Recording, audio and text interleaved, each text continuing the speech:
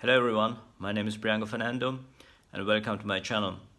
This video is about Aurender A10. Now I've been having this unit for about a month now, and now I think I'm in a position to give you a better understanding about this unit.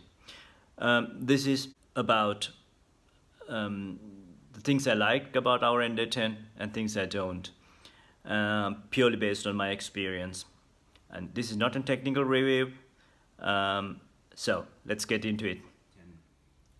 This is an upgrade to my previous stereo setup that was Sonos Connect with Code Hugo 2, and the preamp and the power amp is Nate XS2.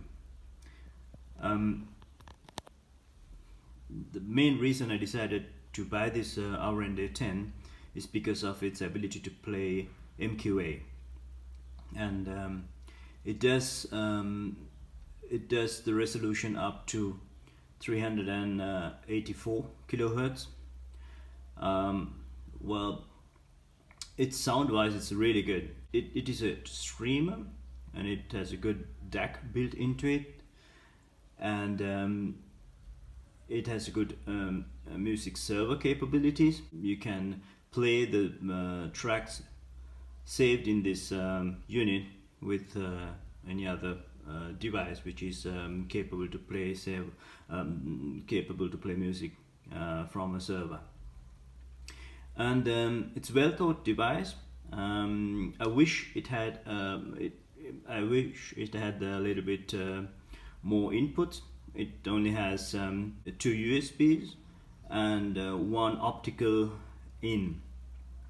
So optical in, I have connected to my TV. So when I watch films, it will play the sound output of the TV through this device. So another plus point is it has AirPlay. Sounds good. I think the AirPlay, I don't know why, is a bit bassy when compared to the other devices that I have at home, like for example Libertone.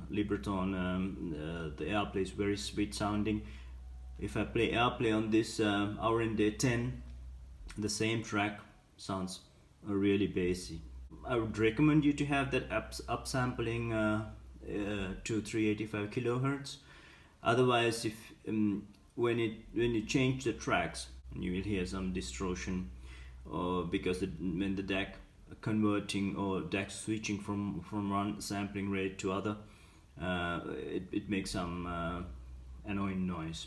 So, but if you leave it the upsampling on, that won't happen.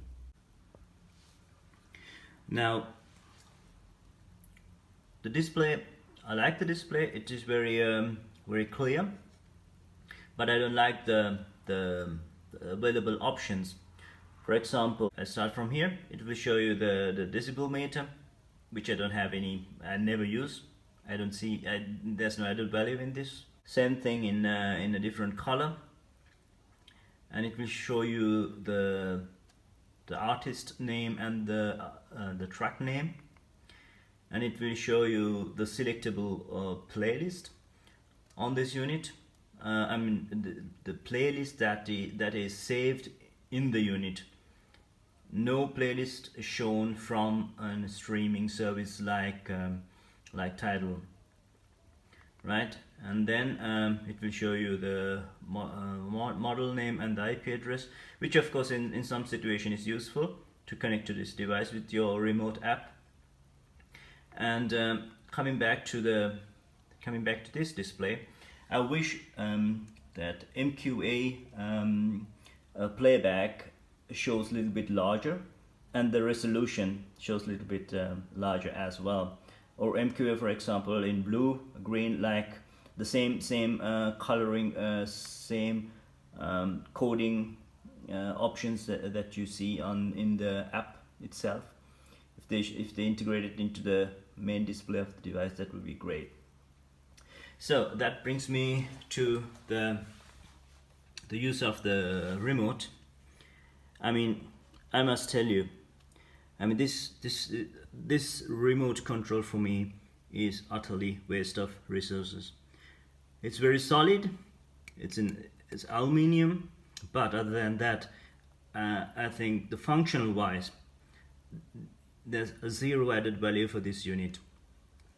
You have, I mean, the things you can do with it is skip tracks, control volume, and mute, select source, and standby, and mute, right? And these up and down buttons doesn't have any function, at least for this unit.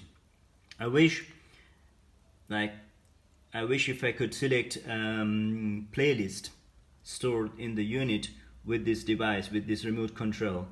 But you can go to this menu with this remote control, but you cannot select any playlist with this. The up and down button does not work, right? But in the unit you can use these buttons to select. But I don't know why it doesn't work. I mean, there should be a simple thing. I mean, it should be possible nowadays. And so day one, I just packed this on and put the batteries in, and I never used it because I mean, it's not feeling great on the in the hand. And what I did was I match all this IR code to my universal remote control Harmony, and ever since I've been using this Harmony, and I wish they provide better and some more IR codes. I would really wish that Aurender invest this money on this that they spent on this remote to optimize their app, which I talk about next. So let me show you the Aurender app. I'm not going to details with the app because there are some videos about the Aurender app. So I would go on saying that app is functional but looks very outdated, and it is not at all intuitive, right? So for example, and these are the tracks that I have saved in the hard disk of this unit, and you can of course select title, interpret, album, genre, componist. So if the information available in the track, then it will show it. It will be able to select it. But the second menu, at least once you in this hard disk mode, and there's a second option menu which will show you some names. Names of the interpret, but it doesn't have it. I don't know what the use of that, because it will show you, not show you everything. It will show you 1, 2, 3, 4 any random artist's name. I don't know what the purpose of it. And but my huge disappointment is that how they have integrated the Tidal. It is one way. Whatever you have in Tidal, the playlist, it will show in this device. It will show in this app, but you cannot add any tracks to the Tidal playlists. It won't sync. You can, of course, create the playlist in the app, or you can with the Tidal tracks. But this playlist will stay in the unit. It won't sync back to the Tidal. What's the point if you're having a streaming service, which of course nowadays you can have the same service in your iPhone, in iPad, and the home setup system like this, and you need to have your playlist sync all over the places, right? The Sonos does it. The name hold on, the name Unity series. There does it. I mean, I don't see any reason why that the Aurender cannot integrate the same two-way synchronization of Tidal playlist with this app, but somehow they decided not to. That's a huge disappointment. That's one disappointment. The other one is that this app is only available in the iPad, and I always need to use the iPad to select playlist and select tracks. I wish they have an app for the iPhone as well. And what I really appreciate is that in Tidal, once you're in the Tidal mode, you can select the separate selection option for master tracks. That means all the MQA tracks you can albums you can have in one sort of in one window. So these all albums are MQA, which is really nice, because then you don't need to go search for MQA albums. And what I don't like is it's not continuous scrolling. Every time I have to I have to press this button to load more. I mean, I prefer to have one single list that I can scroll up and down, right?